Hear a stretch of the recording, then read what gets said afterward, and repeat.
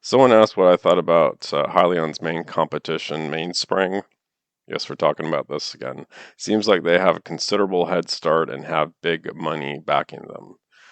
Mainspring has first mover advantage. They've been at least going at this for 4.5 years, and they seem to be leaning towards the Department of Energy, whereas HYLN leans towards the Department of Defense. But Mainspring does produce a linear generator that works and is deployed commercially. And since that happened, you notice these investors come into the picture, pour money into them, and like one of the grants from the Department of Energy is to build a specialized facility to produce up to 1,000 of these mainspring generators each year. Some of the repeated questions that people from the HYLN community are asking HYLN leadership about is the Carno running for 1,000 hours or 2,000 hours continuously? And I think part of that stems from mainspring, because on one of their trials, they released data showing the mainspring generator running for 9 months continuously.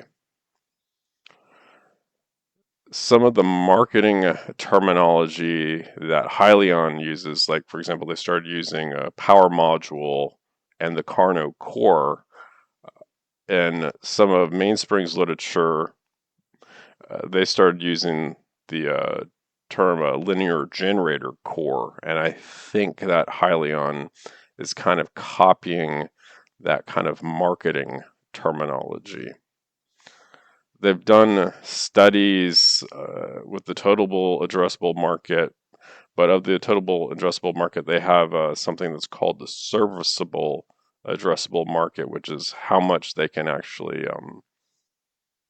can do in terms of their linear generators, and more of that opportunity is outside of the United States, and that kind of matches what I see HYLN doing. But you'll see like these investors come in, and like the backers are from oil companies, utility companies, and I'm talking about Mainspring here. And one of them is NextEra Energy. You'll see Amazon Venture Climate Fund come in, so you have the data centers coming in. Then you have big names like Bill Gates starting to put money into this. So you can kind of, if HYLN can do it, you can kind of see what's going to happen in the future. That's assuming that they can actually pull off this Carno generator maneuver, but they have Mainspring has first mover advantage. They have a working linear generator. Yes, it is not as energy dense, but like the Department of Energy gave them a grant to build a building to produce up to 1,000 of these linear generators annually because they need the power.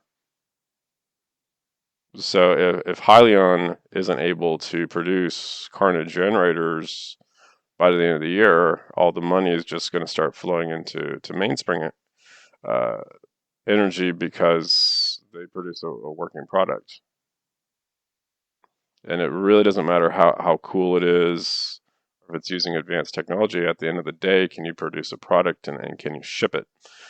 And that's what investors are kind of on the edge of their seats for with HYLN, trying to see what they're going to do, and they're being very hush hush about it for a reason. I don't know what that reason is, but they're just being very kind of quiet about it. It's like